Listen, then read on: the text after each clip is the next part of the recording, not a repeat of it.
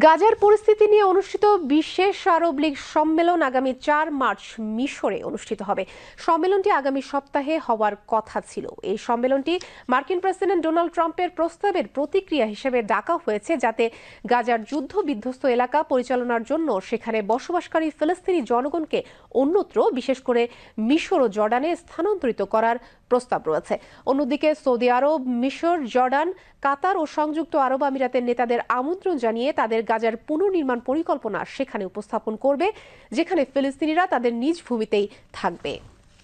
এদিকে জাতিসংঘ নিরাপত্তা পরিষদে চীনের পররাষ্ট্রমন্ত্রী ওয়াং ই বলেছেন, গাজা ইস্যু কোনো রাজনৈতিক লেনদেনের দর কষাকষির উপকরণ নয়। তিনি বলেন, ফিলিস্তিনের ভবিষ্যৎ দুই রাষ্ট্র সমাধানের ভিত্তিতে নির্ধারিত হওয়া জরুরি। এদিকে লেবানন থেকে ইসরায়েলি সৈন্য প্রত্যাহার বিলম্বে কড়া প্রতিক্রিয়া জানিয়েছে জাতিসংঘ। এখনও লেবাননের কৌশলগত কয়েকটি এলাকায় ইসরায়েলি সেনা অবস্থান করেছে। গাজা যুদ্ধবিরতি চুক্তির দ্বিতীয় ধাপ নিয়ে চলতি সপ্তাহে আলোচনা শুরু হবে বলে জানিয়েছেন ইসরায়েলের পররাষ্ট্রমন্ত্রী গিডিয়ন সার।